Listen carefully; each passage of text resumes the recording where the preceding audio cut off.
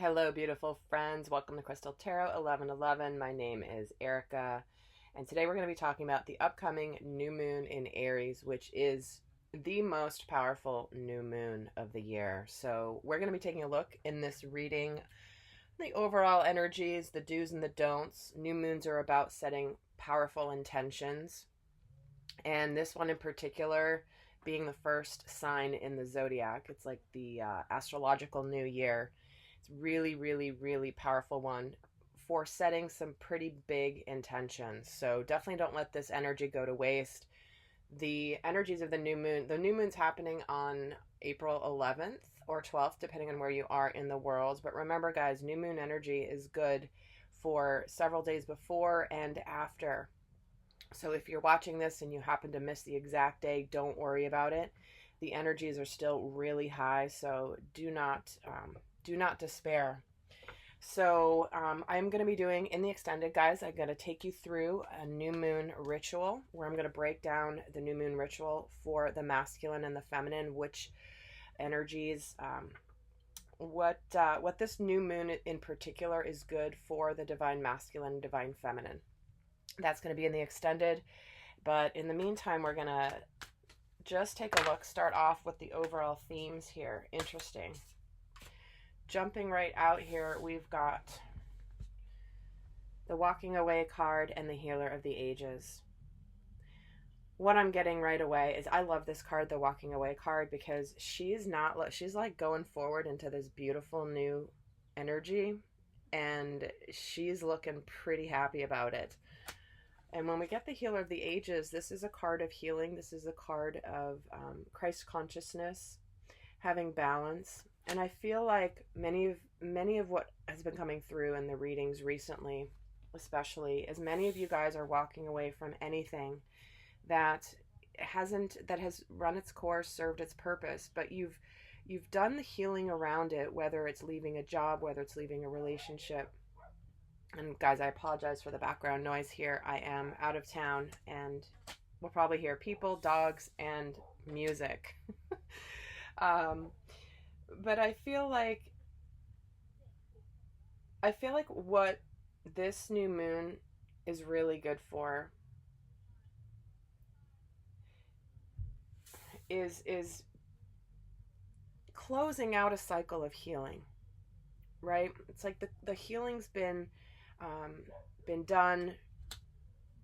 Maybe you've recently walked away, maybe you're about to walk away, but whatever it is, to me, we've been getting this in the collective where the energy of, making the changes, healing from anything difficult when you walk away from something, that's kind of in the past, and we're getting into this really, really empowering new beginning here. And see, then we have blossoming abundance just jumped out, also in the upright. So it's like we're ready to, some of you might be actually embarking on a journey as a healer of some kind. Maybe you're getting into the healing arts, going back to school. Maybe you've just recently started a business. If you are in the process of starting a business, really make sure that you set some strong intentions around this with this new moon. So we're gonna keep going here and take a look at what is in the process of manifesting from before. So we're gonna just get some tarot going here. I'm gonna put that over there. What is in the process of manifesting from before? Kind of what's in motion already in the collective.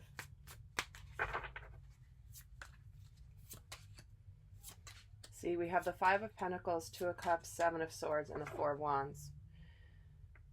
So see, we've been making these changes in our physical world.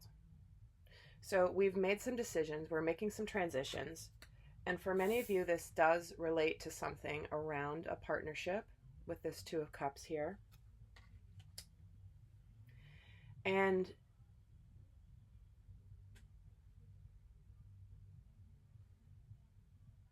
it's interesting. I don't think I've ever channeled messages with music in the background. It's like I'm like getting ready to start singing the song. Don't mind me. It's fine. But I feel like what's manifesting here is your hard work is paying off with that Four of Wands.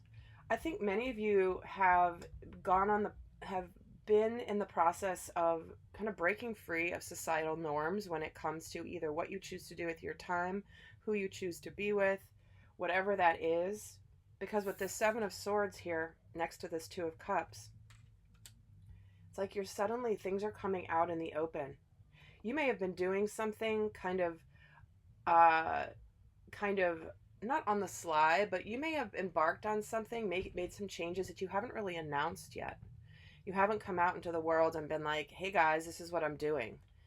Uh, but I do feel like there's success on the way here. So let's take a look at the do's and don'ts with this particular new moon. So what's important to do with this new moon energy that we have here? What is important to set in motion, or what's important for us to do during this new moon energy? This particular new moon energy. So we have the Three of Swords, the Page of Cups, the Hermit, and the Two of Wands. So here we have it. We're definitely being called to open up our hearts. We're being called to come out of hiding. We're being called to communicate emotionally, open up our hearts to, I feel like, the meaning behind any past hurts. Because we've been going on a journey of self-discovery here, and we've really been going inward and learning about ourselves, and it's led us to the choices that we're going to act on with this Two of Wands. For some of you, this is a really good new moon to apologize to somebody if there's been any sort of difficulty or pain.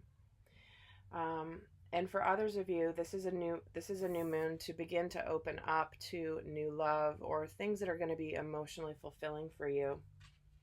If you feel like something's gone by the wayside and there's no chance in heck that something can be fixed, you might be wrong about that, because I love this depiction of the Page of Cups is hilarious, because it's got this pig, and it's like when pigs fly. It's like you think when pigs fly that this situation could be fixed, and it's actually,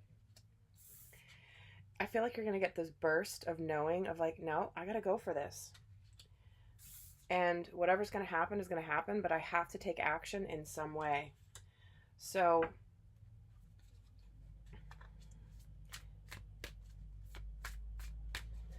let's actually get a card on this Hermit, what we're discovering about ourselves here.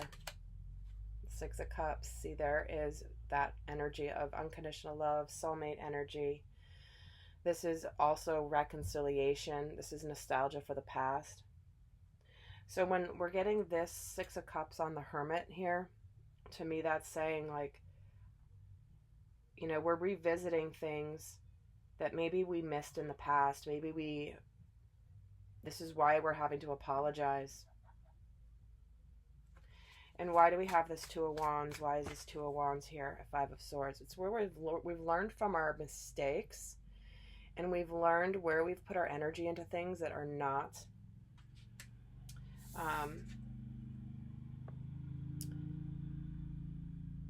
that weren't worth putting energy into. It's like we know differently now, and so we're making better choices, moving in a positive direction,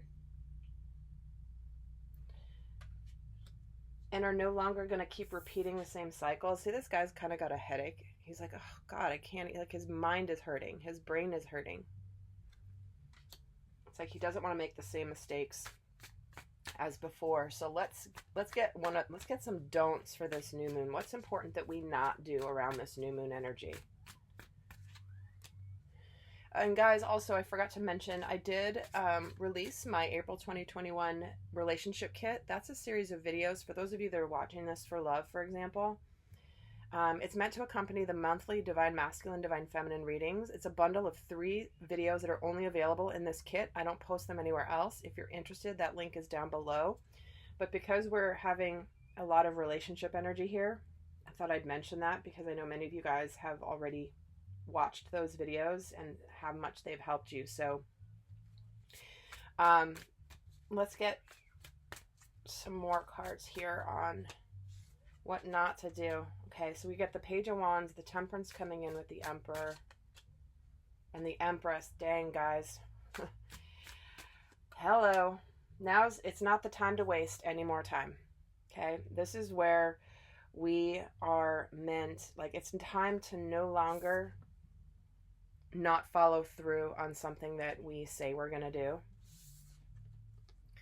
Now's not the time to be patient. Now's not the time to sit and play chess and try to have a poker face and keep your emotions to yourself, because with right next to this Emperor is the Empress. So for many of you, this is a romantic partnership, power couple, love of a lifetime kind of an energy.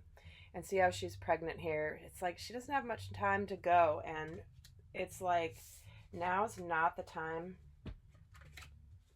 to just kind of hang back and wait for the right time, because it's time to have confidence. It's not time to be intimidated here. You know, we're basically getting a dose of going for it with this new moon.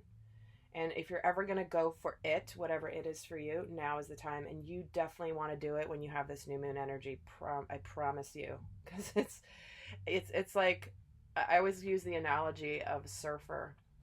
Surfer's out there waiting for the set, waiting for the right wave. And when you see the wave coming, the wave of energy, the surfer doesn't just sit there and sit on the board and hope that the board just moves him or her to the shore. The surfer starts paddling, timing it right, so that when the energy comes and the crest of the wave comes, you're in the right position. You've already got something going, so that then you can ride that wave all the way to the shore. So this is not the time to sit around and debate and decide and figure out, maybe I just have to be more patient. Maybe I have to wait a little longer. Maybe I shouldn't rush. Maybe I'm going to not reveal my feelings, because the Emperor can be kind of cold. You know, acting a little too cool for school here, Mr. Emperor. And Emperor is Aries energy, which is the energy of the new moon here. So if you are Aries, or you have a lot of Aries in your chart, this is an especially important new moon for you. But we're, you know, no longer waiting for the right time to begin something. We can't be intimidated. So let's see what could interfere with the setting the most powerful intentions. What should we be on the lookout for? So what do we pay attention to? Because this is about setting our intentions. So what do we need to be on the lookout for?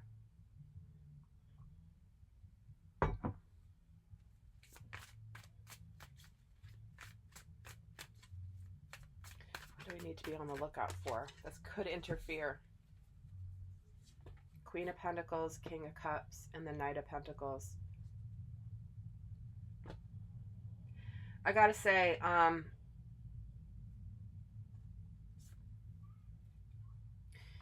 for some of you, what could interfere here is potentially another relationship, for example. But I feel like with this King of Cups here, see, this is where he keeps his feelings hidden. His eyes are shut. He's meditating. He's got the energy coming out of his heart chakra, but his eyes are closed.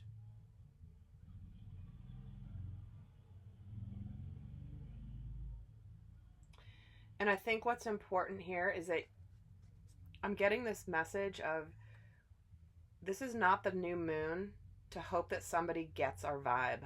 Hey, I hope they get it. I hope they feel it intuitively. And with this Knight of Pentacles, I don't believe this is something that we're supposed to take, you know, go really slowly.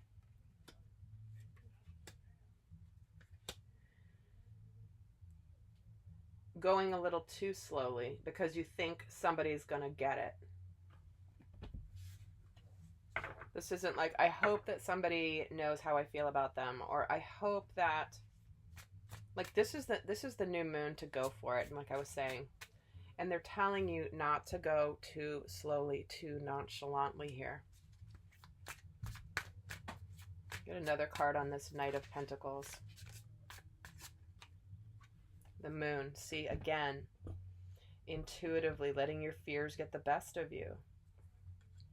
So there's a lot of card of intuition here.